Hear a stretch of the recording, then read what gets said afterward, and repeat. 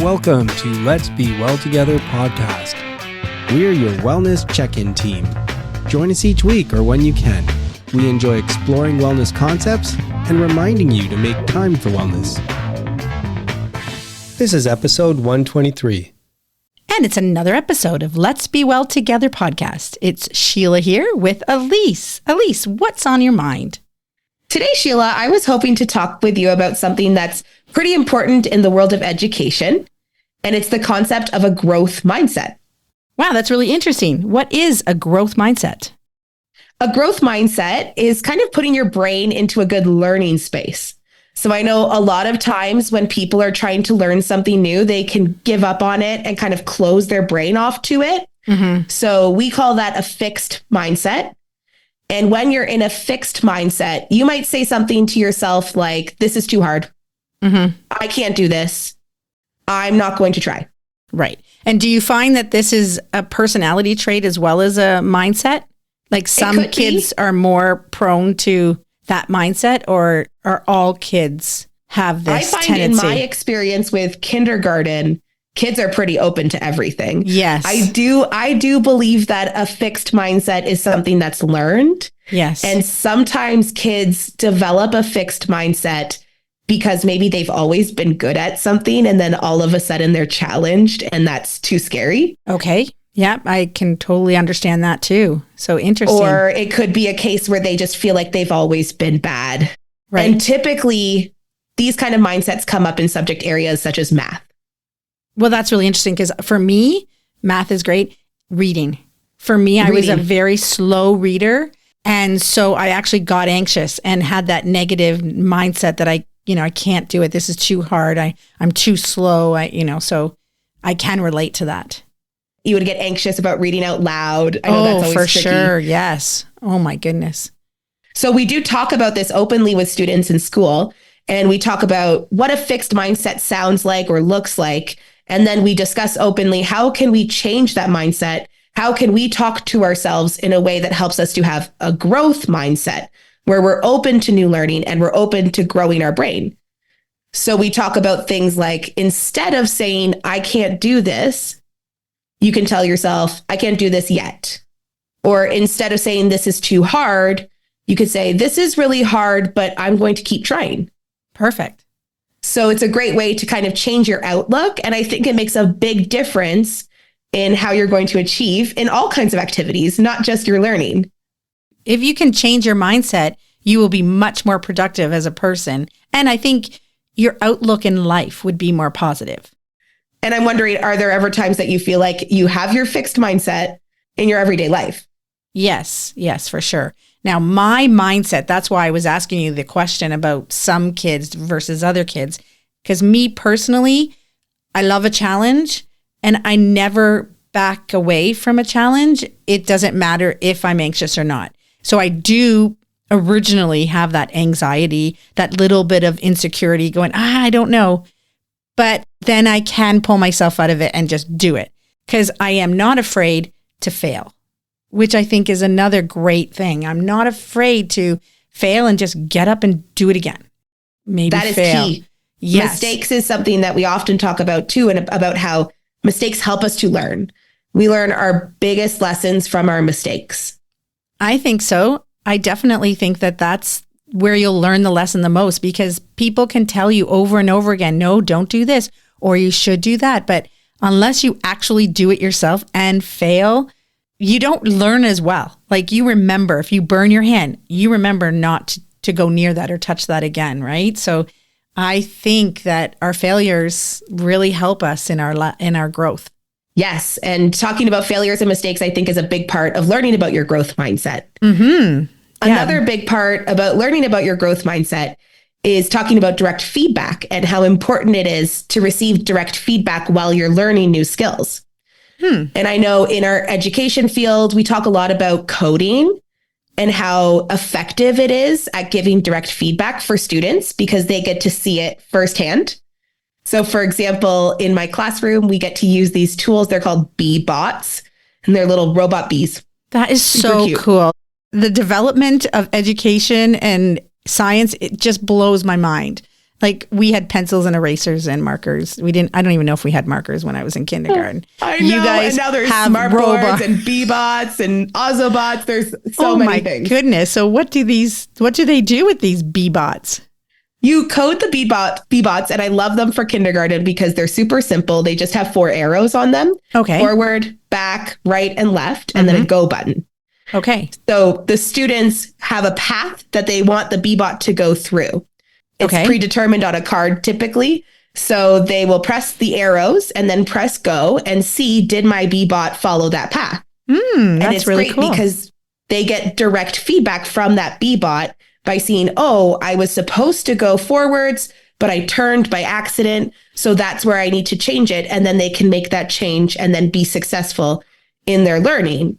So activities like those are great for direct instruction that isn't really necessarily from another person. So they're learning from themselves. Right. Which is really important because it's very hard to do one-on-one feedback constantly with every child. Right. So it's really great if they can get this on their own and figure out how to do that. Kids feel more confident in making mistakes with themselves than in front of another person. For sure. They might take a few more risks when they're working by themselves. So I think that's great. And then I started reflecting on extracurricular activities that I might have done as a child and how those had a lot of direct feedback and how important it was to me for my learning. So one example of that is within music. I know I grew up playing the piano. And of course, you kind of have to train your ear first, but eventually you can get to a point where you can practice independently and you can hear exactly where you're going wrong. Right. You can hear the mistake right away. Or the speed isn't quite right. I need to do it again. And that's giving you direct feedback and it's helping you to develop your growth mindset. Excellent. Yes, I've always read and heard that playing an instrument, learning an instrument, or singing are all great ways of learning and opening your mind. So I'm sure it's a great growth mindset development tool. And I think sometimes I would get into my fixed mindset. I know you probably remember times where I'd be playing and then I'd just bang on the piano because it was wrong. Well, it's really interesting because you were more hard on yourself than I was hard on you. Like it was like, oh my goodness. It's like, that was good enough. And you're like, no, I have to do it. I got to do it. And I'm like, okay. And then 20, 30 years later, I started playing the piano because I never learned how to play the piano. And it is hard. And you got to do the whole song perfect. And there's just so many keys and so many notes in there. You know, there's too many notes. So it's more difficult than I thought it was when you were doing it. It's difficult. It is difficult. It's difficult. So rewarding. I'm sure all those instruments are difficult, but I've only learned how to play the piano at this point. So yeah. And sometimes you just need to get that frustration out of your system. And then you're like, okay, I'm going to try again. And then it gets better. And I think that helped me to learn how to be a better learner. By finding my mistakes, doing it again, and repeating that action. Exactly. Because that's what I was going to say to you, that sometimes you do find that you're getting yourself into that mindset. And I totally would do that too. And that's when I would back away. I need to take a breath. I need to go for a walk. I just need to move a little bit and kind of reverse the mindset, get it back again. Okay, now I'm good. Go for it, you know? All of those are really great. And even in the dance world, I can imagine that you would have some good growth mindset in learning how to dance and how to move. Now for music, it's sound. For dance, it's feeling. Right? I always tell my dancers, you need to feel your body. You need to feel your core, feel your arms. Can you feel this? And the repetitive motion of the feeling. And when you get that really good feeling of that perfect turn or that perfect wing in your tap move or whatever it is, and then you do it again, and then you do it again, it's just so rewarding. So that would be a good growth mindset too.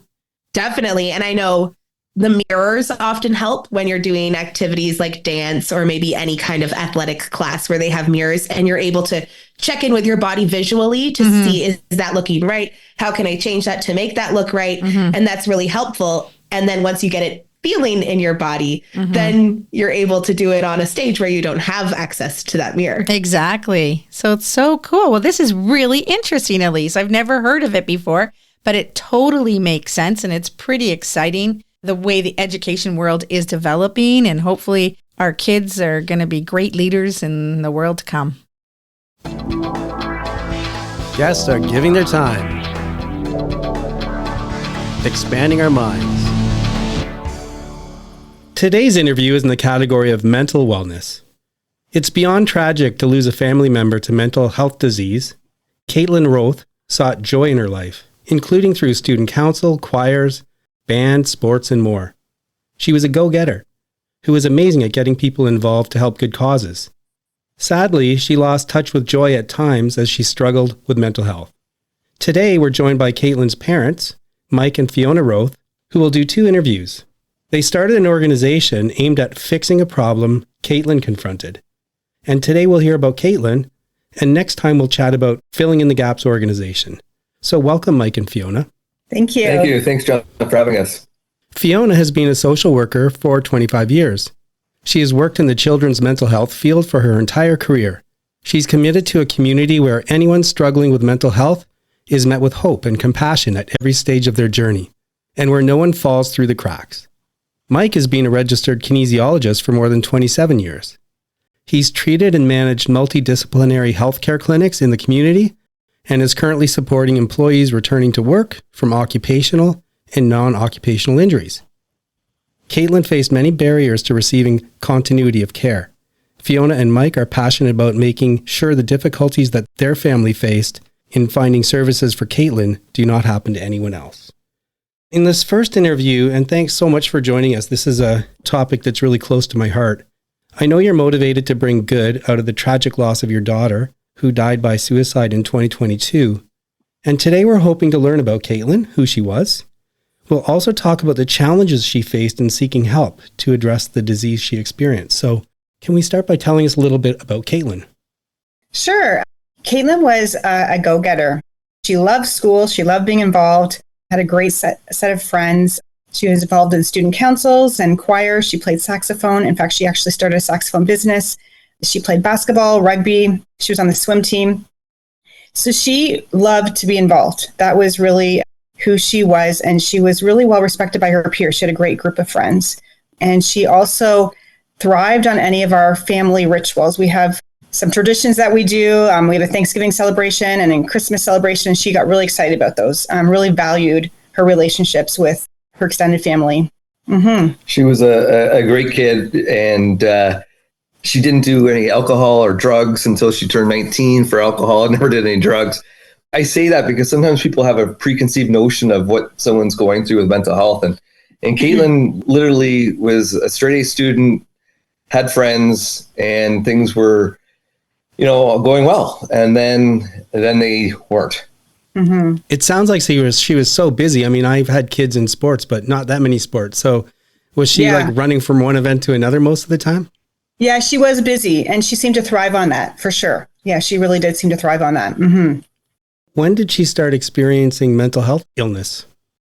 I mean, I would say like in her high school years, she definitely struggled with anxiety, but really functional. It was the kind of thing she might get stressed before an exam or schoolwork, things like that, but it's like almost more in the typical range. Like she still was really functional and was able to do all of her activities. So she really started struggling actually the summer of 2021. It's still in COVID, but kind of at the end of COVID, and really no triggering event. And I think that's important to know. Like sometimes people say what was going on, and there was really no triggering event other than maybe a buildup possibly of like COVID, I think, impacted her, and just this buildup of anxiety and stress. And she just was really struggling with her brain. Her brain just wasn't really working. So that started our journey of trying to get her some help around the summer of 2021. And it became a very, very difficult journey to really get her the help that she needed. Mm-hmm. Did she want to find help? The reason I asked that question is because I know talking to some other people, when their children needed help, and they talked to their children about it, the children were like, I don't deserve help. I don't want help. Wasn't looking for help. I can say something that I vividly remember Kaitlyn saying to Fiona and I, Dad, I want to get better. Dad, I want to go back to school. I want to be living with my friends. I just can't right now. My brain is just not right. Yeah. And I think that's an important point, is that she She wanted us involved in her care, which sometimes happens when young people turn 18. That can be really tricky. So thankfully, she wanted us involved in her care. So we were really involved. She very much wanted to get better and was reaching out for help. And yeah, that was the message. Like, she had to take some time off school and she really wanted to go back to school. That was her consistent message. But her symptoms were sort of like a concussion. She couldn't focus. She couldn't do her schoolwork. She was having a hard time sleeping. So then it's very hard to do schoolwork. So she wanted these symptoms to just go away. And she just was unable to get relief of these symptoms. Did you or Kaitlyn have a sense of what kind of supports you needed? What kind of people might be able to help? Yeah, and I think that's the tragic thing is that I work in children's mental health and I'm a social worker, and I feel like I know exactly what she needed. I just couldn't get it. Like I spent a lot of time on the phone advocating and trying really hard to get her the services I really felt she could have needed. And we were just faced with many barriers, either a long wait list. That's one barrier. Another barrier is a checklist system, which happens more so in adult mental health, that you have to have so many symptoms to get a service. So sometimes she might have had 3 of the symptoms, but not the 5, for example. And then she doesn't qualify. And that's such a barrier, looking more at symptoms. And I felt like they should have been looking more broadly at how she was functioning. So that was a really frustrating journey, because I thought, oh, this is the service she needs, or this is the medical professional she needs. And I just couldn't access them for her. And then she started losing hope, because she was on the phone with me too sometimes. There were times both of us were on the phone, phoning services. So she was actively trying to get help. So when you keep being told, sorry, this isn't for you, or sorry, you don't fit the box, or sorry, it's a 2-year wait list, eventually you get discouraged. Yeah. Just to give us a little sense of it, who were some of the people you were trying to connect her with? What kind of jobs did they have? Yeah, and this is where it becomes really, like, we won't get into too many details about it, but there were some significant medical mistakes made in Kaitlyn's care, like some 3 professionals in particular that made mistakes. They made mistakes, and we're trying to deal with those to make sure this doesn't happen again. So it was a result of those mistakes that created a very significant barrier for Kaitlyn. Quite frankly, tragically, I think we could have had a very different outcome had it not been for those mistakes. So what we really needed was a psychiatrist. We are choosing to be very forgiving and gracious about these mistakes, but it's painful. It's painful. We sometimes wonder, would we have a different outcome had it not been for these mistakes by these professionals? So what we really needed was a psychiatrist, but we, through a series of events with some mistakes with professionals, we lost our community psychiatrist. And we don't want to get into all the details around that, but that's that's really what we needed, as a community psychiatrist and an outpatient multidisciplinary team. That would have been, I believe, what would have really helped her. And getting a psychiatrist in the community is very tough to get. There's years wait lists to get on, and especially when you're an adult. Why we have, and I know we're going to be talking about it later, but filling in the gaps, is that Kaitlyn fell through the cracks because there weren't enough services out there. And when your loved one is brave enough and strong enough to muster up the strength to get to the hospital, you think finally we're going to get help. But in reality, for the hospital, and we've only learned this the hard way, is they're there to stabilize the person. They're not there to, for long-term care. And so that's the hard part, is the transition from the hospital out. If the person's going to the hospital, they're not being met in the community. The needs are not being met. So the last resort should be a hospital, hopefully, but there's not a lot of supports in the community. Mm-hmm. This might be a little unfair, catching you off guard, but so for example, if I think of a psychiatrist and a psychologist and a therapist, do you know enough just to kind of give us an overview of what the difference between those people are? Yeah, sure. Yeah. A psychiatrist is a medical doctor. They've actually gone to medical school. So they can prescribe medication. They can order tests like CAT scans, blood work, things like that. A psychologist have a lot of training and are very well trained. The difference with them is they can make a diagnosis. They can't prescribe medication, but they can make a diagnosis.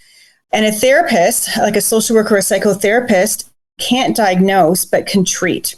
So social workers and psychotherapists can do the assessments, and they can treat and provide the treatment, whether that's cognitive behavior therapy or DBT. There's a variety of treatments they can do if they're trained in them, but they cannot diagnose and they cannot prescribe medication. Mm-hmm. So you really need, when someone's struggling with mental health, especially when they're in the moderate to severe symptoms, they need a variety of professionals that kind of wraparound approach is what we're really advocating for. To provide that support to them.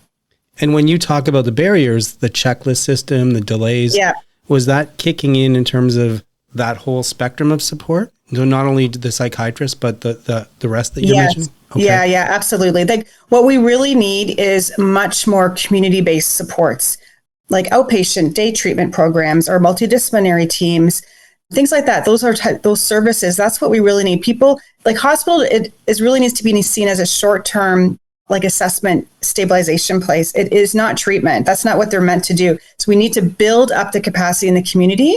And that actually shifts the philosophy, which is a bigger issue. So like often in the hospital, like there were times I actually felt like it's almost like a jail-like setting, but really mental illness is an illness and it needs to be treated as an illness. And I think really for the most part, it can be treated in the community with appropriate services and supports and really seen as an illness and somebody is on their journey to getting better. We say it's mental health is an illness. It's just like diabetes or heart condition. It's a chemical imbalance. Right now, mental health is being talked about more, which is great. The stigma is still there. It's lessening, but it's still there.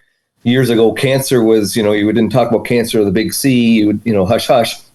But now, there's more talk about that. So what we're advocating and what people get and maybe understand this a little bit more is we had an experience, unfortunately, with Fiona's mom. And she was in a bad car accident, wasn't her fault, and literally almost could have lost her life. But when she was discharged from the hospital, she had, I'm going to let Fiona say. So she'd had an occupational therapist, a PSW, a nurse, and a physiotherapist. Like she was discharged with this whole team of people to take care of her. And she was discharged in a wheelchair.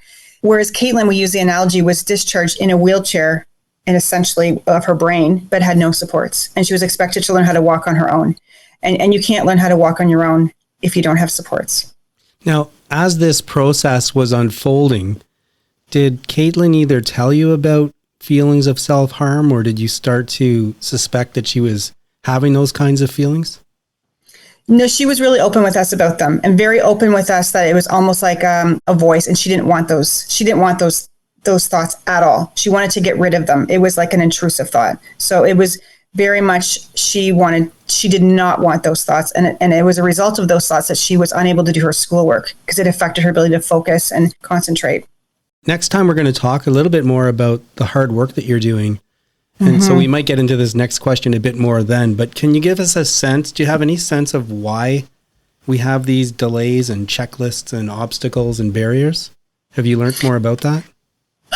You know what? I think there just hasn't been a standard of care in psychiatric care. I think Cancer Care Ontario has done a great job with evidence-based treatments for cancer. And I think Ontario is starting to do that with psychiatric care. But I think a huge we just don't have the standard of care or the research into evidence-based practices. And that's where we're really lacking. So that's where if you from city to city, hospital to hospital, you're actually going to get different treatment for psychiatric care. And it really shouldn't be that way. It doesn't matter what city you're in, depression is treated the same way. So I think that is a big reason why we have to raise the standard and have like evidence-based assessments and treatments and recommendations for any type of psychiatric disorder.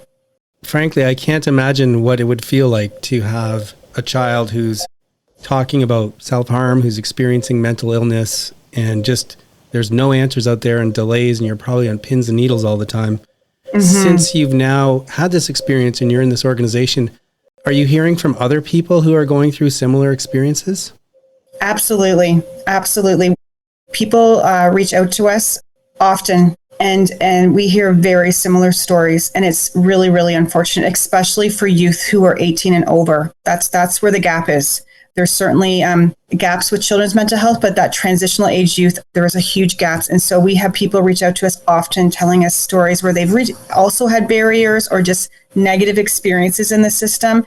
That motivates us because we want to be a voice, not just for our story, for their stories too, because we know that there's a lot of barriers and we don't want them to have barriers like that. So the more you talk about it and the more open you are about your own journey, it's amazing how people open up and say, you know what, I was struggling, or my mom was struggling, or my family member, or my sister, my brother.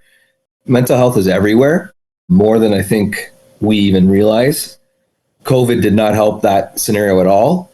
I think that's one of our biggest things, is just to keep the conversations going, because then it makes it more normalized, just like diabetes, heart attack, cancer. Mental health is a disease. There's no other way of saying it. Well, we're going through our time now. Next time, we're going to talk about the organization you founded. And we have a question we ask every guest. But before I ask that question, I just want to give you one more chance. Is there anything else you wanted to tell us about Kaitlyn? Yeah, she had a great sense of humor, and she was really good at cracking jokes and laughed easily. And I think one of the things I think about in her honor is that we dealt with two different hospital systems. One was more wellness-based and actually had a gardening program, and one was quite old and institutional, almost felt like you were a criminal. And she always joked that she was going to go around Ontario and decorate the hospitals. So in her legacy, I sometimes think about that, like how can we... She knew she did better in a wellness environment. She knew she did better gardening and being outside. So I think she was able to joke about it in the midst of not doing well. And I think that's a nice way to honor her. And that's one of the reasons we too want to do this advocacy work, because she knew what she needed. She just couldn't get it. So I think her instinct was right. I liked reading articles about wellness. And I did read an article where they did a study of hospital patients, some of whom either could look outside and see nature, and or they had paintings of their wall that included either nature or nice paintings. And they found that those patients did better in recovery than patients in just the kind of generic prison type rooms. Absolutely. So it sounds like Kaitlyn was onto something there. She was absolutely onto something. She was ahead of her time. Yeah, she said, I'm going to revamp all the hospitals, is what she called it. Yeah. Not just decorate. It was a revamp of what it's needed. That's the go-getter in her in the midst of suffering. She was able to say, I want to revamp Ontario hospitals. So, yeah. Well, hopefully it'll happen at some point. And speaking of wellness, we ask every guest the same question in a context where we all have many areas of wellness that are important to us, but it's very difficult, if not impossible, to keep them all going at any given time. So we do a mini wellness check-in. So I think what I'll do is, Fiona, I'll ask you on the first interview and then Mike on the second. So Fiona, are you currently neglecting an area of wellness in your life? And if so, can you think of even one thing you can do to foster wellness in that area? You know what? I don't know if I'm neglecting. I'm really intentional about it. Like, I really like walking. I really like cooking. And I really like making sure I'm connecting with people I enjoy being with, friends and family. I think I have to, as long as I'm really intentional about it, I do the things I like to do that make me feel good. So, yeah. Well, good luck keeping in front of mind, because I just feel like in the world we live in, people have a hard time doing that. There's just so many things pulling you in so many different directions. So I wish you the best of luck with that. And thank you both. It couldn't have been easy to have this conversation, but I'm really grateful. And I hope that other people out there hear this and are inspired, and they're thinking, I'm going through something similar, and hopefully they can find some help. And the best part is hopefully we can break down some barriers. So thanks. And John, I'd just like to add one more thing too. We have been fortunate and blessed through this unfortunate tragedy to be connected with some people in the community, because we're trying to get involved. Our mantra has been, let's not be bitter, but let's make it better. Make it better for the other Kaitlyns out there. So what I can say is, if someone is struggling, please reach out. There are great resources out there. Obviously, you can go to the hospital. You can call the crisis lines, the new 988 number. What's more exciting is in the near future, and you're going to hear about it in the Kitchener area and around, is that they're starting a new clinic called the ICC, which stands for Integrated Crisis Clinic. Integrated Crisis Clinic. And what it is, and we're part of this movement, so to speak, and part of the committee, is that it's an alternate destination for someone who's struggling with mental health to go somewhere other than the hospital. That will be a well-rounded, well-supported service, because they do find that people get better outside of the hospital environment, because it's just more welcoming, and it's also solution focused. So we're excited. There's a lot of new things happening in our region, and I think there's a lot to be thankful for. Well, I'm glad you told me that. It gives me a sense of hope, and it sounds like a good start, and hopefully more to come. But it sounds like, at least if someone is out there and they're struggling, there's a good chance they can get somewhere now, a little bit faster maybe. Absolutely. It's really, really important to keep reaching out. Mm-hmm.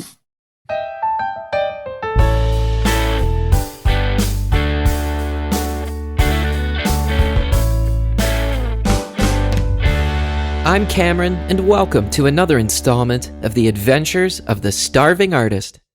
When I have Wednesday nights off, one of the things I like to do is wander down to Glebe Central Pub, where my friends host the open mic. You might remember a while ago I played with a band called Central Station, so it's that band that hosts the open mic, which means they open the show, then they close the show.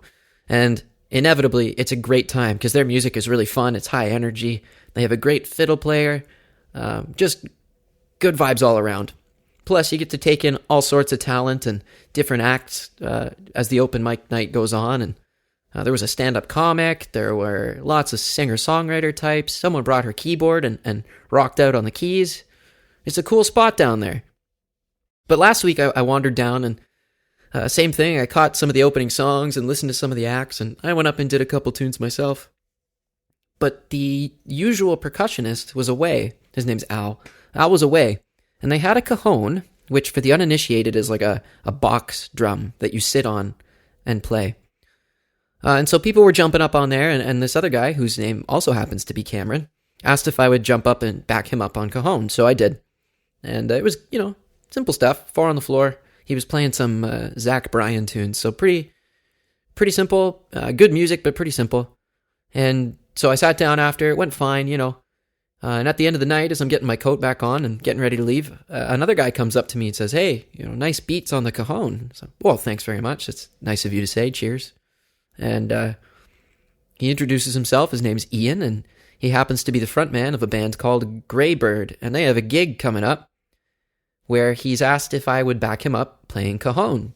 So a fun night out turned into, I got a gig coming up now. So that'll be fun. Now, it's interesting. Cajon, seeing as it is just a box, it's easy to find something to practice with.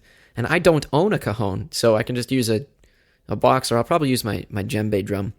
But I don't know how I've made it this far without picking up a cajon.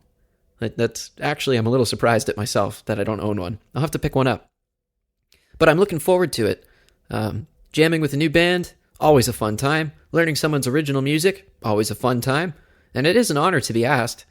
Especially if it's, not at all my first instrument, so I did all right, I guess. Kind of cool. Little pep in my step on the walk home after that. That's it for me for today. I hope you're having a fantastic week.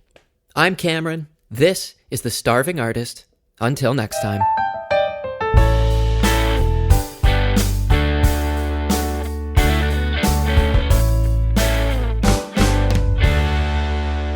We love our listeners and thanks for joining us. Please help spread the word about Let's Be Well Together podcast. Follow us and rate us on Spotify, Apple, Google, or your favorite podcast platform. Follow us on Instagram at lets.be.well.together and let your friends know about us.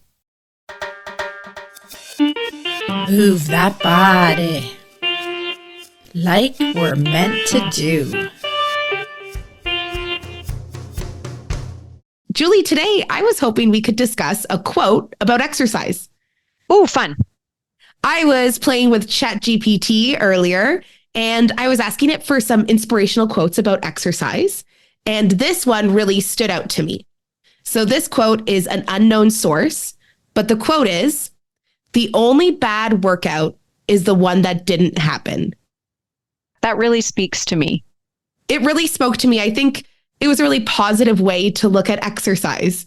Yes. So how did it speak to you, Julie, and your experiences with exercise? I am always thinking about different ways that I can put exercise into my life officially, right? So talking about scheduling exercise, which helps, I think, achieve that in, looking at your schedule and making sure you leave time. And because I talk about walking in the afternoon, but it's like, okay, let's schedule that in. So then I don't ever have to worry about the fact that, oh my gosh, I didn't exercise. Like, it's in there, it's in my schedule, it's built into my day. So that's one thing it sort of spoke to me. The other way I think it spoke to me was that's a very simple reminder that just even get up out of your chair and walk around your house. It doesn't have to be, although I just spoke about scheduling and putting, workouts into my daily, it can be just simple I'm going to get up, I'm going to walk around the house for 5 minutes and then go back to my work. And if I do that on a regular basis, it's simple, but it's still exercise. I don't know. Does that make sense? It makes a lot of sense. And I think those days where you do something, even if you don't want to, you feel so much better than if you decided ultimately not to do any sort of exercise. And I don't know about you, but I find some days when I don't exercise, I feel guilty. Super guilty, and it affects my sleep, and it just affects my general mood. So it's so important to move in some capacity throughout the day. I think this quote made me think about those days where I didn't want to work out, but then you do. You know, you don't want to work out. You think this is going to be so tough. I'm just not in the mood. And then you end up working out, and sometimes those are your best workouts. 100%, right? You don't want to be there, and then you end up there, and it's one of your best ones. I've never had a time where I didn't want to work out. You know, I'm struggling to get to the gym, and then I get to the gym and I think, I so regret coming. I always am so happy afterwards that I did it. And, you know, maybe sometimes it's not my best performance, but it always makes me feel so good afterwards. So I go to a program in town, and it's like a fit body, you know, the bit of cardio, bit of strengthening, weights. I can tell you that is consistent. That message of, oh, I didn't feel like coming this morning, but I am so glad I did. And I've often find too that once I start exercising and I think, okay, I'm just going to go for a walk for 15 minutes. But once that 15 minutes is up, you're like, hey, I feel good. Let's continue, right? And it ends up being a 30-minute walk or something like that. That's so true, because sometimes that's the only way you can motivate yourself in those moods is I'll just do a little bit. And then once you start that little bit, it turns into a longer bit and you just feel so much better. Yes, exactly. So such a great quote. I think that connects to so many different levels of exercise. And the quote is, the only bad workout is the one that didn't happen. There's a thought. Popped up while running. I had to avoid a few bees on my run today. And I love bees. So of course I kind of snuck by them hoping that nothing would happen, and nothing did happen. Made me think, you know, knowledge, it changes us. Once we learn a fact, then you don't unlearn it, right? You might forget it, but you don't unlearn it. And so lots of times later, you'll hear something else and that fact pops up and you might understand the situation a bit differently. Why am I talking about that? Because of bees. I love honey. It's probably one of my favorite sweet foods. I actually have to be careful because peanut butter and honey is my Achilles heel when it comes to putting on weight. I've got to not eat peanut butter and honey. But I love honey. I like to put a little bit on once in a while, like maybe put it in a drink, like a tea or whatever, to make it taste sweeter. And I was either watching TV or reading or something, and I came across this note that said, in a beehive, bees all have different jobs, but the bees that make a honey, they make about a teaspoon of honey in their lifetime. And I can't remember if that's a few weeks, a few months. In their lifetime. A teaspoon of honey in their lifetime. And now I can't unlearn that. And it's a good thing in a way, because I used to like glob on honey and just think, as much as I want. But now when I put on honey, I think every teaspoon was the life of a bee. I don't know. It just makes me kind of treasure it more. I maybe put on a little bit less and maybe savor the flavor a little bit more. And for sure, I think to myself every time, thank you to the bee who made that teaspoonful of honey. I eat it a bit more slowly and cherish it more. All because I learned something. It's me. Yeah. Just let me say, flip side of the coin. It's flip side. We just went on a bit of a clothes shopping excursion for me. Mm-hmm. And then we thought we'd talk about it because Sheila mentioned something that I didn't even notice. Yeah. And it's been a little while since you bought clothes. It's been a long time since, especially for work clothes. Yeah. The world is really changing when it comes to business attire. Mm-hmm. And so now, for example, like nobody really wears ties much anymore. No. They do if they have some business meetings. Okay. But that's not often. Mm-hmm. A lot of things are happening on Zoom. Mm-hmm. At least for me, especially in the role where my role is kind of changing a bit. I rarely have a meeting where I need that situation. Right. And so over the years, it was always so exciting every year to get a new tie or two. Yeah, true. And you're wearing them all the time. Now I don't wear them at all. No, I know, because I used to buy you a tie once a year, typically for your birthday. Yeah, which was recently. Yeah. So no ties. And then again, kind of on the downside, I put on some weight. So I lost a bunch of weight, got rid of all my old clothes. Then I have a whole bunch of new clothes, but then I put on just enough weight that I'm not quite fitting into the suits very well. And you don't like wearing dress shirts and suits if they don't fit right. Yeah, I get that. I wanted to get something, and I'm doing better again. I'm back on track to hopefully getting back into that stuff. But in the meantime, I just wanted a nice blazer, maybe a pair of pants to go with it. And I wanted something that would look good with jeans or dressier pants. Right. So we went to a place that I'd seen. I walked by it a lot, and we checked it out. Anyway, so what did you want to talk about? So I wanted to mention the actual server. He was a young guy who was helping us, and he was lovely, really lovely and helpful, I thought. But he kept calling you sir, like I know, constantly. I didn't even notice. And I was finding it hilarious because he was like helping you put this, he helping you put the jacket on. Here, sir, let me do this, sir. And hey, sir. And I was cracking up. I was like, oh my God. Like, if it was me and someone was helping me and they kept calling me ma'am, I'd give them dirty looks. I was flustered though. I hate it. I was flustered because here's what happened. I had bought something at this place, another location, which was more of an outlet type mall. And what I like is they have stylish stuff, but decent prices. And I like to watch my money when I can. So I thought, let me try this store, kind of the main store. And everything was really expensive. Right. Well, it was to more my expensive than you thought. But then when I talked to you, you said it's really not that expensive. You just think it is. Yeah. Because I haven't bought that kind of clothes in a while. And the other thing I wanted to mention was, I don't know if you remember, but the first time we went to this store at a different location that wasn't the outlet, it was pricey as well. I didn't think it was too bad. And I feel like if you go to the stores, not the outlet stores, you get today's style, like what's in style right now compared to last year's style or, last season and that type of thing. So I really thought that it looked really hip. I liked the material and I liked the look, and I thought it was worth the prices that they were asking.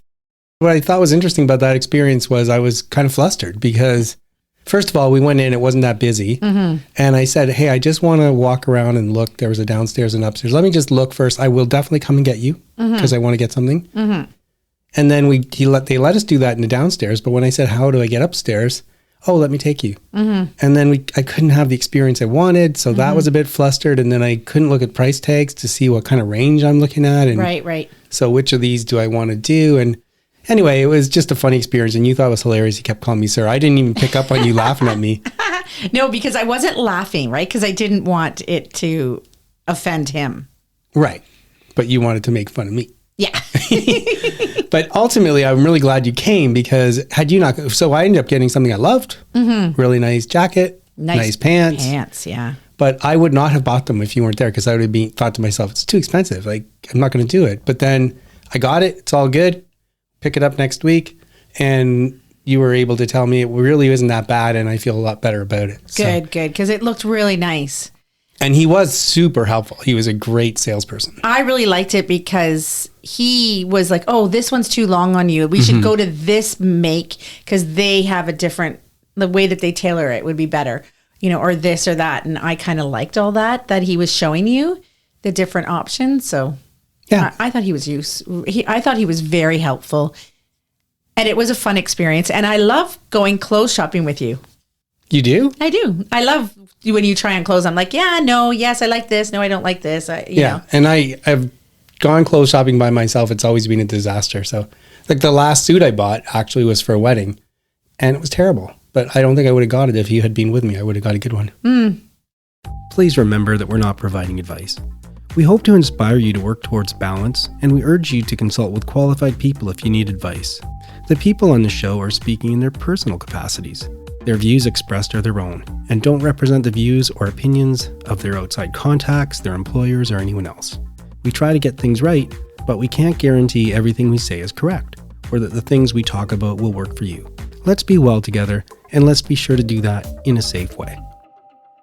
And it's sign-off time. It's Sheila here with John. I am here. John and I have made it to Prague.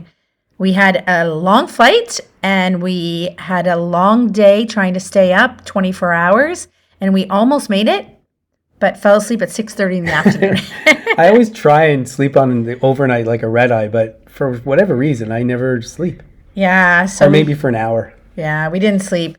So we made it, and our Airbnb is amazing. Fantastic. Prague is beautiful. We had a crazy day today trying to see all the sights, and we did a great job. So far, we've taken a bus, we've taken a tram, we've taken the subways.